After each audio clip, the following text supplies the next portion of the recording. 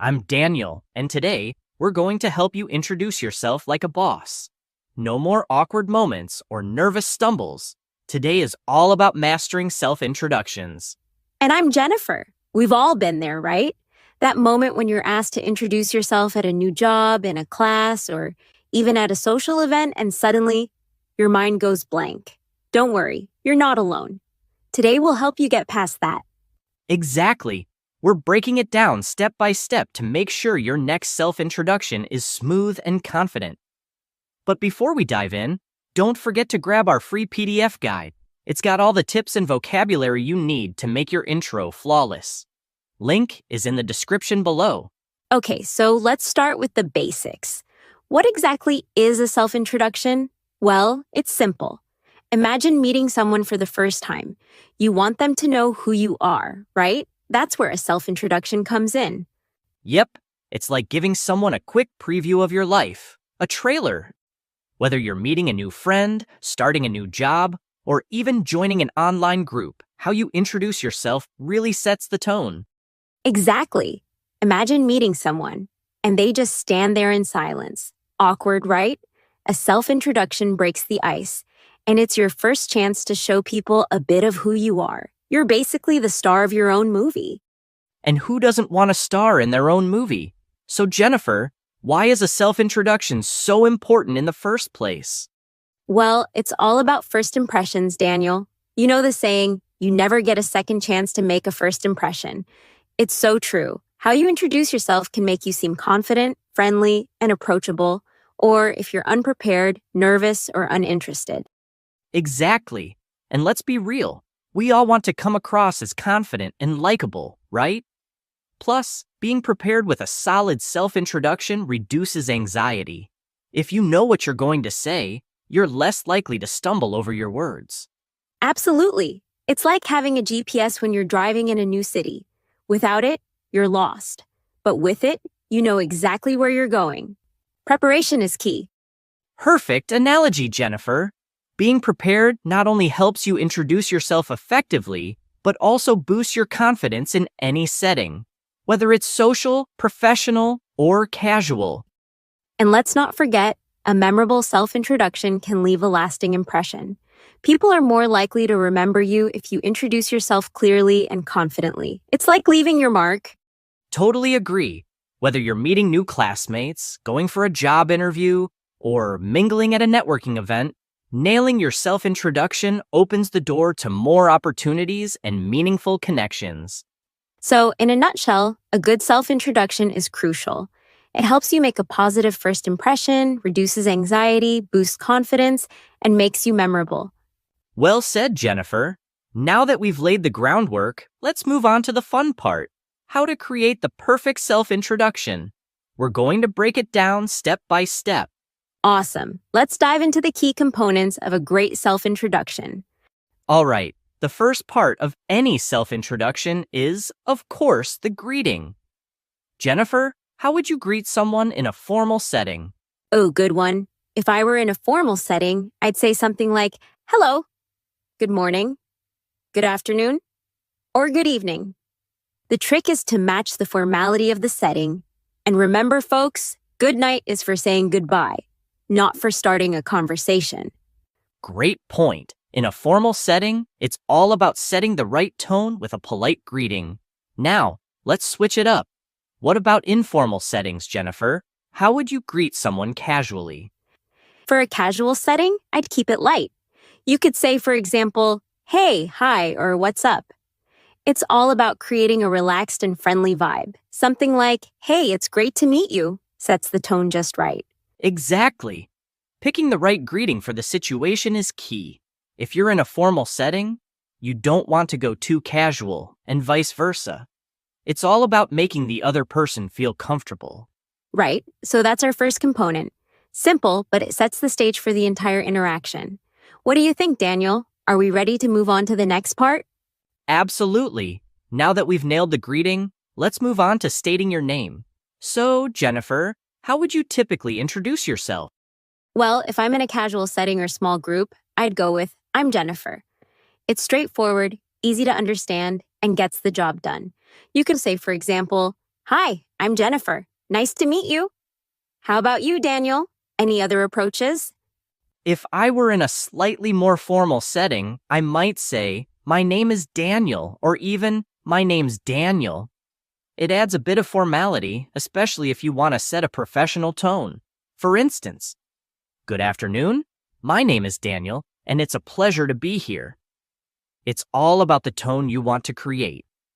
Absolutely. And there are also special situations where we might adjust how we introduce ourselves. If you're speaking to a large audience, you might say, "This is Jennifer." It makes it clear who's speaking, especially if you're on stage.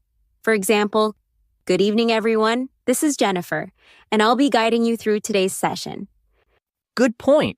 And over the phone, you might say something like, "Hi, this is Daniel speaking." It helps the person on the other end know exactly who they're talking to without any confusion. For instance, "Hello, this is Daniel speaking. How can I assist you today?" Exactly. See, it's all about tailoring your introduction to the setting. Now that we've covered the greeting and your name, let's move on to another key part, stating your age. Simple, but important. Daniel, how would you handle that? If I wanted to be straightforward, I'd say, "I'm 35 years old," or just, "I'm 35.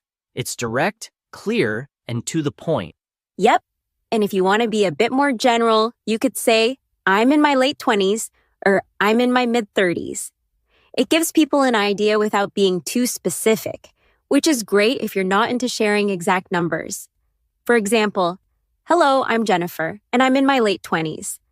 Exactly. It gives you some flexibility, especially if you want to keep things a little mysterious, right? It's all about what you're comfortable with. Now that we've covered age, let's move on to the next key part of your self-introduction, location. Daniel, what's the easiest way to introduce where you're from? The simplest way? I'm from New York. It's quick, clear, and gives the basic info people are looking for. Yep, straight to the point. And if you're in a more international setting, you might want to mention your nationality. You could say something like, "I'm American." It's especially useful when you're talking to people from different countries, so they know where you're from. Exactly. And if you want to add more of a personal touch, you could say something like, "I come from a small town in Italy." That "come from" gives it a sense of your journey, like you're sharing a bit of your story. Absolutely. It adds some character to your intro, right? It feels like you're giving people more than just a location. Another great one is, "I was born and raised in Chicago."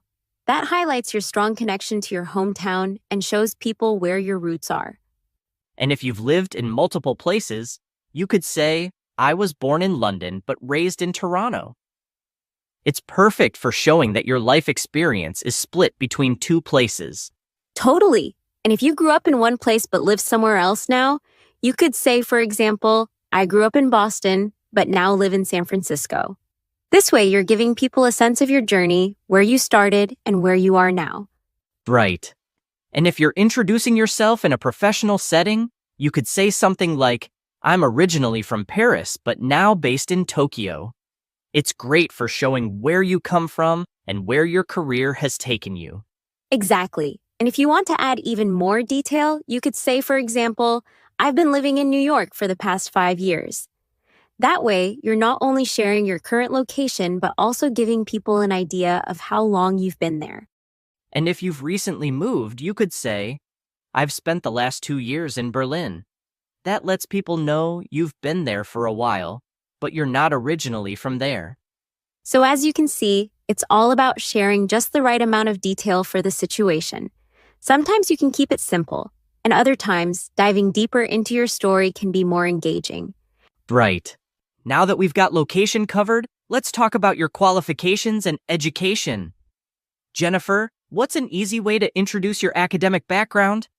Well, a simple way would be to say, for example, "I'm a marketing graduate."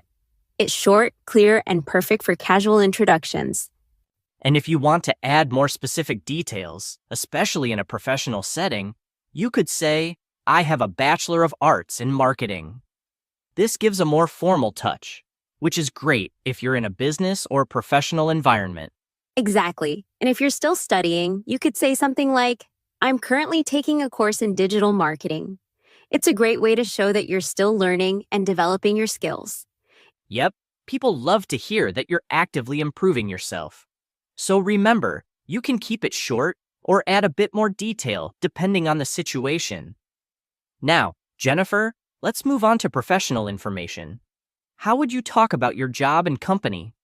Okay, here's a simple one. I work at XYZ Corporation in the marketing department.